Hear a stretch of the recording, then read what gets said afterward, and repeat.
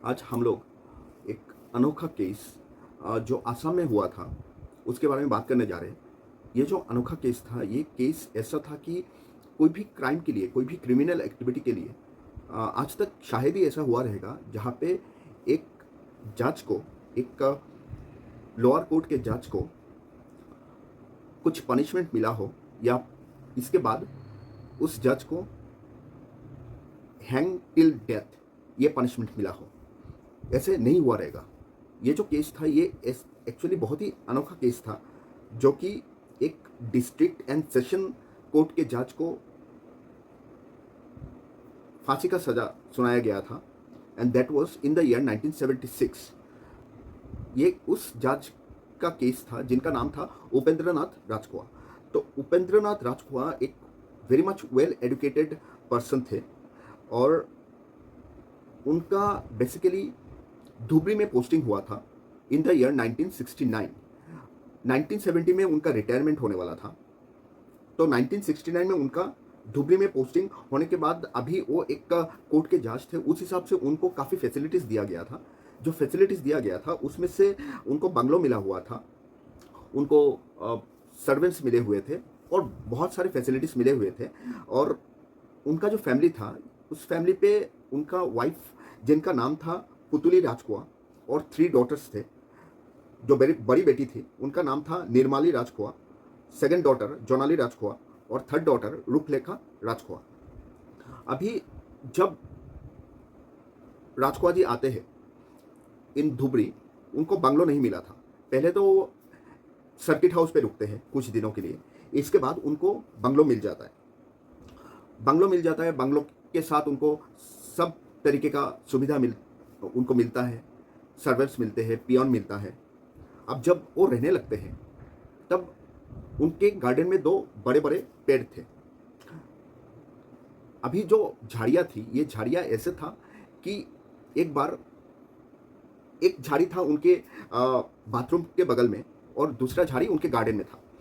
तो एक झाड़ी को वो अपने जो सर्वेंट्स थे उनको वो बोलते कि ये एक झाड़ी को आप निकाल दो, आप काट दो और जड़ से निकाल दो। तो जो सर्वेंट्स थे उस झाड़ी को निकाल दिया। उन्होंने बोला था यहाँ पे दूसरे तरीके का कुछ प्लांटेशन करेंगे, और कुछ दिनों बाद जो दूसरा झाड़ था, जो पेड़ था, उसको निकाल दिया और जड़ से निकाला। अभी बहुत बड़ा झाड़ था, उसके लिए जब वो जड़ से निकाला गया 2 बड़े बड़े गड्ढे हो गए थे उनके एरिया में। अब उन्होंने जो सर्वेंट्स थे उनको बोल दिया कि ये जो गड्ढा है भरने की ज़रूरत नहीं है, वो फिल करने की ज़रूरत नहीं है, ये कुछ दिनों बाद फिल कर दिया जाएगा। कहीं से तो कुछ पौधा वौधा लगा के वो ला के लगाने वाले थे। तो ये प्लान था बेसिकली उनका। इसके बाद उनका एक्चुअली जो रिटायरमेंट डेट था दैट वाज ऑन 2 फेब 1970। तो 1970 पे जब वो रिटायर हुए थे 2 फेब में, इसके बाद उन्होंने तुरंत अपना जो प्रॉपर्टी था, ये जो बंगलो था, उसको वेकेट नहीं किया। उनको शायद मोहलत मिला हुआ था कुछ दिनों का। अभी कुछ दिनों का मोहलत मिला तो उन्होंने उसको वेकेट नहीं किया, और कुछ हफ्ता 10 दिन बाद शायद सरस्वती पूजा था। ये सरस्वती पूजा में एक्चुअली ऐसा था कि उनके घर पे जितने भी सर्वेंट्स थे सबको उन्होंने उस दिन छुट्टी दे दिया था। उन्होंने बोला आज आप लोग चले जाओ, आप लोगों को किसी को काम करने की ज़रूरत नहीं है, आप लोग आपका सेलिब्रेट करके आप लोग आ सकते हो। नॉर्मली फरवरी का जो महीना रहता है, ये जो फरवरी का महीना रहता है, नॉर्मली ये जो आसाम रीजन है या तो धुबरी रीजन है, वहाँ पे काफ़ी कोल्ड रहता है। विंटर सीजन भी रहता है, और उस टाइम पे काफ़ी कोल्ड होता था, विंटर सीजन था। तो उनके वहाँ पे एक पियोन था जिसका नाम था बिगन। अब बिगन एक्चुअली उस दिन शाम को आता है लौट के, तो उसको वो देखता है कि घर के सामने एक्चुअली राजकुआ, मिस्टर राजकुआ, उनके वाइफ और उनकी बड़ी बेटी बैठ के बॉनफायर, कुछ तो ऐसे बॉनफायर का मज़ा ले रहे थे। ठंडी का मौसम था, तो कुछ अचानक नहीं था, उसको कुछ ऐसे गजब नहीं लगा उस चीज़ को। उसको लगा नॉर्मल है, ठीक है, ठंडी का मौसम है, कोई बॉनफायर ठंडी के टाइम पे गर्मी का मज़ा ले ही सकता है। तो उसी दिन एक्चुअली बिगन को उनके वाइफ और जो बड़ी बेटी है, उसी दिन लास्ट टाइम देखा था बिगन ने। अभी दूसरे दिन सुबह होता है, बिगन कोई काम से आता है, कंपाउंड में। अभी आने के बाद उसको राजकुआ, मिस्टर राजकुआ का वाइफ और बड़ी बेटी दिखता नहीं है। अभी जब उसको नहीं दिखता है, उसने एक्चुअली मिस्टर राजकुआ को पूछा कि मैम साहब, मैडम या तो जो भी है, उसने पूछा कि उनका वाइफ और बेटी कहाँ पे है। तो मिस्टर राजकुआ ने बोला कि फॉर सम रीज़न ये लोग दिल्ली गुवाहाटी निकल गए। अब जब उसने बोला तो उसको थोड़ा डाउट हुआ कि अ, उनका वाइफ और बेटी गुवाहाटी के लिए निकले और किसी को मालूम भी नहीं है, क्योंकि उन्होंने ये बोल के रखा था कि ये लोग इनको एक्चुअली बस स्टॉप पे उन्होंने खुद वो गए थे बस स्टॉप पे उनको सी ऑफ करने के लिए। तो उसको इतना डाउट हुआ था कि भाई घर पे इतने सारे सर्वेंट्स है, किसी को भी बोल दिए रहते तो फिर कोई भी उनको ले जाके मतलब लिफ्ट दे दिया रहता गाड़ी से ले जाके, तो फिर भी वो खुद गए। तो ठीक है, अभी उन्होंने बोल दिया, उससे भी मान लिया। तो थोड़ी देर बाद ये जो पियोन था बिगन को, उसको भेज दिया मिस्टर राजकुआ ने बाजार में कुछ लाने के लिए। जब वो लौट के आया तब उसने देखा कि मिस्टर राजकुआ अपने बाथरूम में अपना कपड़ा खुद धो रहे हैं। तो उसको थोड़ा डाउट हुआ, वो पूछने लगा कि साहब आप क्यों खुद धो रहे हो, अब किसी को भी बोल दो, कोई भी धो देगा कपड़ा। तो उन्होंने बोला नहीं नहीं, बेसिकली उन्होंने ये बोला कि वो अभी रिटायर हो चुके हैं, तो ये सब काम अभी वो खुद ही करने वाले हैं। तो उसने भी मान लिया। जब वो घर से निकल रहा था तो जो बाथरूम का आउटलेट है, जो ड्रेनेज जो आउटलेट है, वहाँ पे उसने देखा कि लाल पानी निकल रहा था। तो उसको थोड़ा डाउट हुआ। अभी उसको लगा कि शायद कोई लाल कपड़ा वगैरह वो धो रहे थे, तो इसीलिए लाल पानी निकल रहा है। तो उसने एक्चुअली उस चीज़ को भी इग्नोर कर दिया। फिर उसको ये दिखता है कि जो गड्ढा था, जो 2 पैर निकाले गए थे, जो मैंने बताया, उसमें से एक गड्ढा भरा हुआ है। तो उसने पूछा कि ये गड्ढा कल तक तो भरा हुआ नहीं था, आज क्यों भरा हुआ है। तो उन्होंने बताया कि ये गड्ढा भर दिया इसलिए कि कभी एक्सीडेंट भी हो सकता है, एक्सीडेंट ना हो इसलिए इस गड्ढे को भर दिया गया। तो उसने मान लिया, बिगन ने मान लिया, ठीक है हो चुका, वो चला भी गया। आप बताए दूसरा सिनेरियो, जहाँ पे उनका जो दोनों छोटी बेटी थी, दोनों छोटी बेटी एक्चुअली गुवाहाटी पे रहती थी, उनके मामा जी के वहाँ पे। तो उसी दिन एक्चुअली उन्होंने उनके ब्रदर इन लॉ के साथ उनका बात हुआ। उन्होंने बताया कि शायद पूरे फैमिली को दार्जिलिंग जाना है या तो कुछ काम रहेगा, दोनों छोटी बेटी को धुबरी भेजने के लिए। तो जो उनका ब्रदर इन लॉ थे वो बोल रहे थे कि अभी कुछ दिनों बाद, कुछ 1-2 महीने बाद शायद उनका एग्ज़ाम था। तो उन्होंने बोला अभी अगर ये लोग जाएंगे तो पढ़ाई में काफ़ी नुकसान हो सकता है, तो अभी कोई ज़रूरत नहीं है जाने का, बाद में एग्ज़ाम ख़त्म होने के बाद ये लोग आ जाएंगे धुबरी में। तो एक्चुअली मिस्टर राजकुआ इतना एडमेंट थे, उन्होंने माना नहीं और उन्होंने बोला नहीं नहीं अभी उनको भेजने के लिए। तो it was actually 14th of Feb 1970। अब इसके बाद उनका दोनों बेटी धुबरी आती है। धुबरी आने के बाद घर पे उनको दोनों को अपना बहन, दीदी और उनके माताजी दिखते नहीं है। तो उन्होंने पूछा कि कहाँ पे है, तो उन्होंने बताया कोई रिलेटिव है कोकराझार में, तो उनका तबीयत खराब हो गया तो उनको वहाँ पे भेज दिया गया, वो वहाँ पे चले गए, कुछ ही दिनों में आने वाले हैं। यहाँ तक तो ठीक था, लेकिन it was 25th of February, फिर से बिगन को, जो पियोन था, उसने लास्ट टाइम उसने देखा था दोनों बेटी को। It was 25th of Feb। दूसरे दिन बिगन को ये उनके दोनों बेटी दिखते नहीं है। अभी बिगन जाके फिर से पूछता है कि दोनों मैम साहब दिखते नहीं हैं। अब बिगन जब जाके पूछता है दोनों मैम साहब दिखते नहीं है, तब मिस्टर राजकुआ ने ये बताया कि उनको फिर से गुवाहाटी भेज दिया क्योंकि उनका पढ़ाई का नुकसान हो रहा था, तो फिर से गुवाहाटी निकल गए। और इसके बाद फिर से बिगन को ये दिखता है कि जो दूसरा गड्ढा था, जो 2 पैर थे, एक भर दिया गया था और दूसरा गड्ढा जो कि भरा नहीं था वो भी भरा हुआ है। तो उसको थोड़ा डाउट हुआ, फिर भी उसने इग्नोर किया उस डाउट को।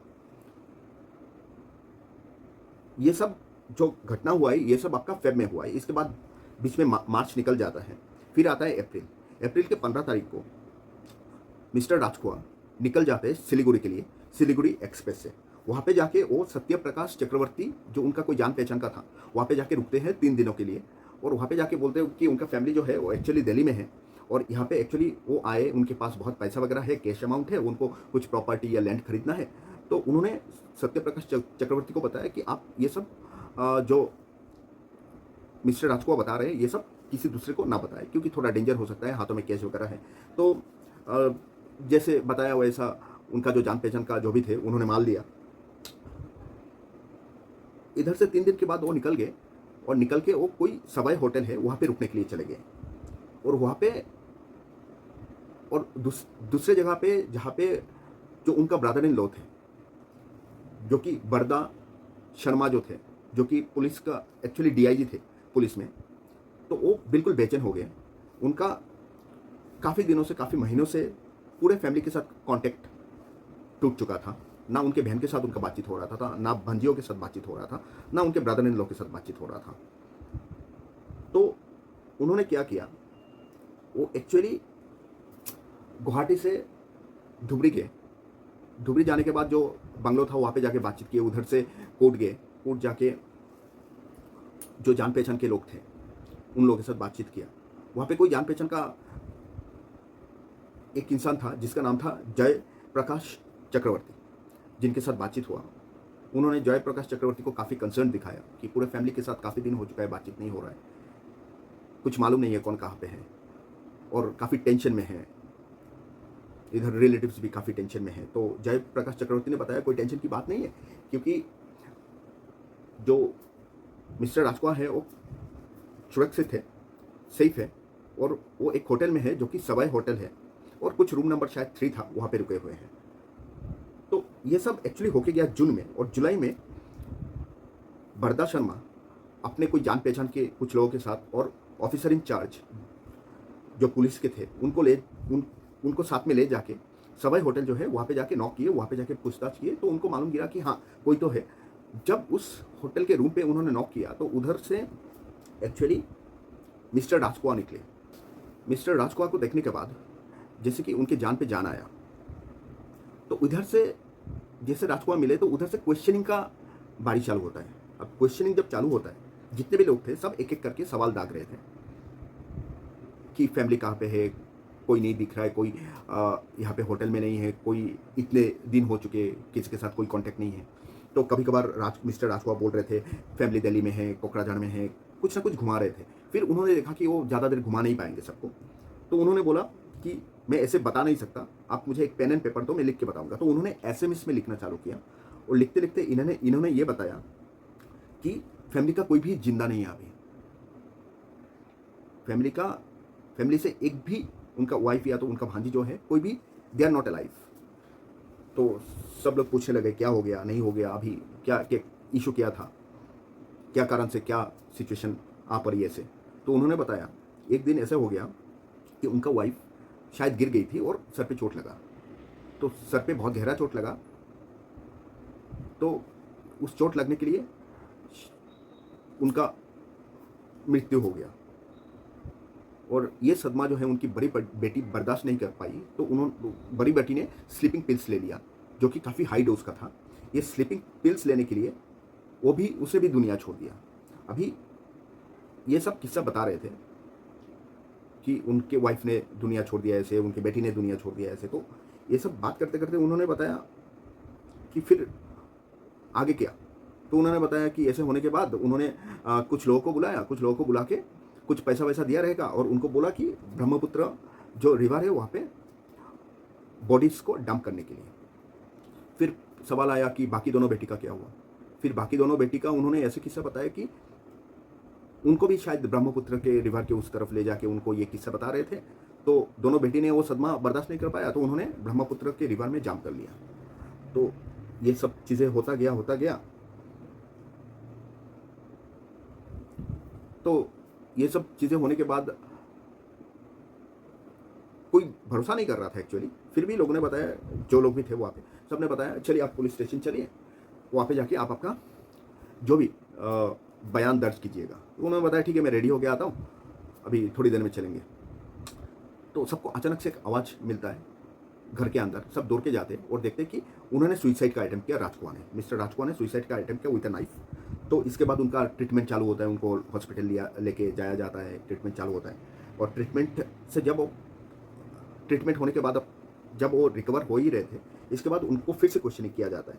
क्वेश्चनिंग करने के बाद वो एक्चुअली कन्फेस करते हैं कि वहाँ पे जो बंगलो था वहाँ पे 2 गड्ढा था जो कि भरा गया था, और उस गड्ढे में 2 गड्ढे में 4 लोगों को दफनाया गया, ये उन्होंने बता दिया। अब इसके बाद चालू होता है पुलिस एग्जामिनेशन, वहाँ पे पुलिस जाती है, एग्जामिनेशन चलता है। दोनों गड्ढों से 4 कंकाल निकलते हैं, 4 स्केलेटन निकलते हैं, और साथ में कुछ कपड़ा वगैरह, कुछ दूसरा सामान भी निकलता है। तो ये कंफर्म हो गया था कि वहाँ पे 4 लोगों को मार के दफनाया गया था। इसके बाद उमेश वैश्य करके एक पियोन था जो कि ये सब करने के लिए मिस्टर राजकुआ को हेल्प किया था, उसको अरेस्ट किया जाता है, और साथ में मिस्टर राजकुआ को भी अरेस्ट किया जाता है। फिर ट्रायल चालू होता है लोअर कोर्ट पे, उसी कोर्ट पे ट्रायल चालू होता है जहाँ पे काफ़ी दिनों तक उन्होंने काम किया था। उधर उस कोर्ट पे वो बैठ के हर एक केस पे अपना राय सुनाते थे। उसी कोर्ट पे उनका भी ट्रायल चालू हुआ। उस कोर्ट पे एक्चुअली लैक ऑफ एविडेंस के लिए उस पियन को छोड़ दिया जाता है और राजकुआ को डेथ सेंटेंस दिया जाता है। इसके बाद ये लोअर कोर्ट से केस गया हाई कोर्ट में, जहाँ पे जो पियोन था उसको लाइफ इम्प्रिजनमेंट दिया जाता है और डेथ सेंटेंस जो दिया जाता है राजकुआ को वो बरकरार रखा जाता है। इधर से फिर से अपील होता है, केस जाता है सुप्रीम कोर्ट पे, और सुप्रीम कोर्ट जो हाई कोर्ट का राय है उस पर कायम रहता है। जो पियोन को लाइफ इम्प्रिजनमेंट दिया जाता है और राजकुआ को, मिस्टर राजकुआ को डेथ सेंटेंस दिया जाता है। इसके बाद मिस्टर राजकुआ ने शायद मार्सी पिटीशन भी भेजा था प्रेसिडेंट के पास, तो वो प्रेसिडेंट के पास जो मार्सी पिटीशन गया था वो भी रिजेक्ट हो जाता है, जो कि होना था। इतना घिनौना काम जो कोई भी करता है तो किसी के लिए कुछ भी सॉफ्ट कॉर्नर रहता नहीं है। ये रिफ्यूज़ किया जाता है मार्सी पिटीशन प्रेसिडेंट के द्वारा, और 14 फरवरी 1976 को राजकुआ को जोरहाट जेल में हैंग किया जाता है। So this is the whole story. But सबसे इम्पोर्टेंट बात यह है कि मिस्टर राजकुआ को हर टाइम पूछा जा रहा था कि उन्होंने ये काम क्यों किया। एट लास्ट तक उन्होंने रीज़न नहीं बताया, उन्होंने ये काम क्यों किया, ये हरकतें क्यों की। उन्होंने ये एक राज के तरह ही रहने दिया। लेकिन ये सब होने के बाद पीठ पीछे लोग ये बोलते हैं, दबी आवाज़ में ये बोलते हैं कि शायद ये जो पियोन था जिसने जो एक टाइम पे राजकुआ के लिए ड्राइविंग, मतलब एज ए ड्राइवर काम करता था, शायद राजकुआ को एक डाउट था अपने वाइफ के ऊपर, उस पियोन को लेके रिलेशनशिप एक बहुत बड़ा क्वेश्चन मार्क था। अभी सोशल स्टिग्मा ये है, अगर कोई एक इंसान अपने घर में अपने वाइफ या बच्चों को बिलीव नहीं कर पाता है तो सोसाइटी किस तरफ जा रही है। This is a very big question which is to be answered. हम लोग ऐसे सोसाइटी में है जहाँ पे हम लोग एक्चुअली फैमिली मेम्बर्स के ऊपर अगर बिलीव नहीं करेंगे तो किसके ऊपर बिलीव करेंगे। अगर अब हम लोग भरोसा नहीं कर सकते अपने फैमिली मेम्बर्स के ऊपर, और इस तरीके का डाउट लेके हम लोगों को अगर ज़िंदा रहना है तो मतलब ही क्या है उस ज़िंदगी का, कुछ मतलब ही नहीं रहा। ये प्रोफाइल मिलना, ये नौकरी, ये पैसा, ये शान और शौकत, ये सब का कुछ मायने नहीं रहा अगर पूरी ज़िंदगी आपने, मतलब कोई भी एक इंसान बहुत सही तरीके से बिताया और लास्ट में जाके अगर डाउट ही करना है अपने फैमिली मेम्बर्स को, किसी के कैरेक्टर के ऊपर क्वेश्चन करना है, तो क्या मतलब है, कुछ मतलब ही नहीं रहता है। तो ये सोशल एंगल से अगर देखा जाए, सबको सोचना चाहिए कि कौन क्या स्टेप ले रहा है, क्या बोल रहा है। अगर इस तरीके से डाउट अगर फैमिली मेम्बर्स के ऊपर ही अगर लोग करते रहेंगे तो ना रहेगी फैमिली, ना रहेगा बाहर का दुनिया। तो क्या ही मतलब है इस तरीके से इतना हाई प्रोफाइल जॉब करने का, और वाइट कॉलर जॉब करने का कुछ मतलब ही नहीं है। सो ये जो एक कहानी है, ये कहानी के अंत पे जो सवाल है, ये सवाल यहाँ पे आके रुकता है कि is it correct to doubt your own family members, be it anything. आप लोग अगर कुछ बोलना है सोशल नॉर्म्स के ऊपर, आप लोग कमेंट करके बता सकते हो कि सोसाइटी किस तरफ जा रही है और क्या ये सब सही है या नहीं। Thank you for today.